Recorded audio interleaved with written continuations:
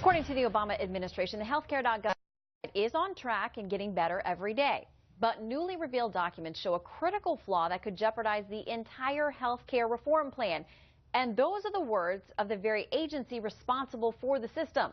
Joining us now to discuss the issue, Republican Congressman Tom Price of Georgia and California Democrat Congressman John Garamendi. Gentlemen, welcome to you both. Good morning, Shannon. All right, Congressman Garamendi, I'll start with you. I mean, these are the words coming straight from HHS itself, saying that these back-end problems with, payments and other, technicalities that aren't built into healthcare.gov just yet, they could put the entire health insurance industry at risk. You are very experienced on many levels with the insurance industry. They cannot be happy about that news. Well, indeed, I am experienced. I was, for 8 years, the insurance commissioner in California. There are always problems in a new program, and certainly we've seen that in healthcare.gov and in the Affordable Health Care Act. The back end is really an issue of technology, the transfer of information from individuals, in this case the marketplace, individuals to the marketplace to the insurance companies. It can and it will be worked out. It's not yet in place. It's an issue that must be dealt with, but there's some time to deal with it. So I don't think it's going to sink the whole industry, because the industry, government program is only a small portion of the total health insurance marketplace. All right, Congressman Price, I want to bring you in here. We're told that this lack of an accounting platform, the payment system on the back end, could cause inaccurate issuance of payments to health plans, which could seriously put insurance companies at financial risk, potentially leading to their default and disrupting continued services and coverage to consumers. HHS says if this isn't resolved by March, which is just a few weeks away, this could happen. Well, look, as a physician, I can tell you that where the rubber hits the road is with patients. And if insurance companies can't tell whether or not somebody's paid or somebody's enrolled, and they aren't able to relay that information accurately to physicians and hospitals and those actually providing the care, then the problem is that the real people getting the care are going to be the ones that are going to be hurt. So insurance commissioners are one thing, but physicians and patients, the folks trying to care for patients, is something completely different. And as John said, this isn't up yet. Well, shoot, the program was implemented on January 1. This is real-time stuff for real people, and real people are getting hurt because of the president's program. This is unconscionable. All right, I want to play for both of you and give you a chance to react. First of all, I want to play. We caught up with HHS Secretary Kathleen Sebelius this week, asked her about these potential problems, and here is what she told us in response. Secretary, how critical is it to fix the back end of the website by March? I don't. What pieces? The back end specifically of the website and dealing with insurance companies. Oh, we have a workaround that will work just fine, and we're on track to have it up and running by the end of open enrollment. But there are only 300 insurers in the whole country, and they have signed off on. I mean, we will get them paid. There's no question about that. So, but we're on track to get that bill.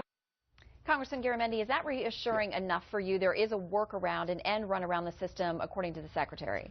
Well, first of all, Tom raised a very important point that has been an ongoing problem for both physicians and for patients, and that is, do you actually have insurance and what is your coverage?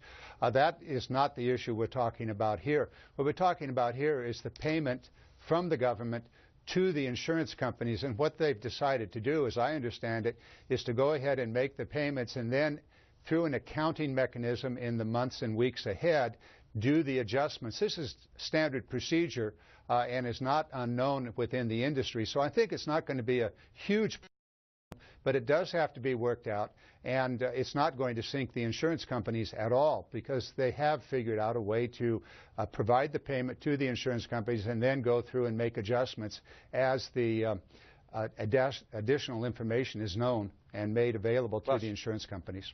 Congressman Price, go ahead and respond, and I have a quick question companies. for you.